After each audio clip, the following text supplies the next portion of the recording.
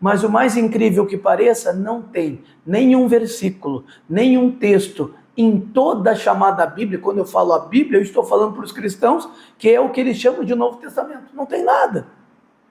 Inclusive, nós facilmente achamos Paulo, lá em 1 Timóteo, dizendo que Jesus é homem e há somente um Deus. Mas então, conforme tu acabou de ler aí, essa ideia da divindade de Cristo, de Jesus, ela não foi baseada nos escritos, como a gente acabou de ver.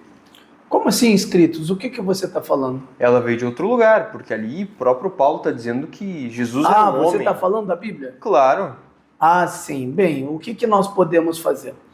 Vamos buscar historicamente aonde se baseou toda essa teologia da divindade de Cristo. Ela começou no Concílio de Nicéia em 325. E o que mais aconteceu no Concílio de Nicéia? Tudo, menos a Bíblia. Ninguém consultou nenhum texto da Bíblia. Ninguém consultou nenhum profeta. Ninguém consultou os 5 livros de Moshe. Ninguém consultou nada do que eles chamam de Novo Testamento. Mas foi criado tudo baseado na filosofia estoica e aristotélica e platônica. Na realidade, existia alguém no Concílio de Nicéia em 325 que era o cabeça do concílio, aquele que liderou todo o concílio, que foi Constantino. E bem, Constantino não era um cristão. Ele nunca foi. Na realidade, se você for estudar a história, Constantino, ele só foi se batizar quando ele estava no leito de morte, porque ele acreditava, naquela época eles acreditavam, se a pessoa pecasse, ela perderia a salvação. Já que Constantino sabia que ele não ia viver uma vida puritana, ele combinou com o bispo que era amigo dele, que ele ia só se batizar lá no leito de morte. Constantino continuou sendo líder das religiões pagãs como imperador, mas foi organizar o cristianismo. E ainda o cristianismo não tinha se tornado a religião oficial de Roma, e Constantino não tinha o interesse de tornar o cristianismo a religião oficial de Roma. Só muito mais tarde, com outro imperador chamado Teodósio, que o cristianismo foi se tornar a religião oficial de Roma. Então, toda essa base que foi desenvolvida primeiro no Concílio de Nicéia, que foi a divindade de Cristo, depois no Concílio de Calcedônia, que foi a pessoa do Espírito Santo, e depois lá no Concílio de Éfeso, largaram mais uma pérola magnífica, que é o Teotocos, que é a mãe de Deus. E daí foi baseada toda essa, que não era só a Trindade, mas eram 4. E depois, com a revolta de Lutero, que todo mundo conhece, né? Lá na Idade Média, no final da Idade Média, que começaram a repensar esses conceitos. E daí tiraram, né, a tal de Maria, que o nome dela nem é Maria, é Miriam, né? A mãe do Cristo, o nome dela é Miriam, nunca foi Maria. Isso é um erro de transliteração, mas lá criaram, no Concílio de Éfeso, a adoração a Maria.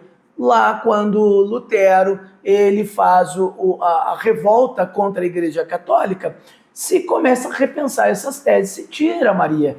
Esse culto a Maria é retirado pelo protestantismo, mas continua a criação da Trindade Divina que foi criada pelo catolicismo romano. E até hoje permanece. Mas o mais incrível que pareça, não tem nenhum versículo, nenhum texto em toda a chamada Bíblia. Quando eu falo a Bíblia, eu estou falando para os cristãos, que é o que eles chamam de Novo Testamento. Não tem nada. Inclusive, nós facilmente achamos Paulo, lá em 1 Timóteo, dizendo que Jesus é homem e há somente um Deus. Entendi. Então, toda essa doutrina, ela foi baseada fora dos escritos do Novo Testamento. Sim. Elas não têm uma base, elas foram criadas por homens que tinham outras ideias, outros fundamentos. Mas nem o cânon do Novo Testamento, o cânon significa que esses livros são sagrados. Sim. Nem o cânon ainda existia. Na realidade, o cânon do Novo Testamento veio existir com Marcião. Somente lá no século IV, Marcião, então, ele cria uma Bíblia nova, e ele exclui todos os livros judaicos da Bíblia, e deixa só alguns livros. Aí ele deixa lá um evangelho que ele escolheu e as cartas de Paulo e faz uma mudança das cartas de Paulo, tirando tudo que ligava ao judaísmo. Mas lá os teólogos da época da patrística, eles se levantam contra Marcião e dizem, não, você tem que deixar a Torá, você tem que deixar os 5 livros de Moisés, você tem que deixar os profetas, e acrescentaram mais livros, então foi sendo criado o cânon. Então o cânon só foi criado, só foi ser realmente formado lá pelo século V, porque toda essa briga do cânon estava lá no século IV.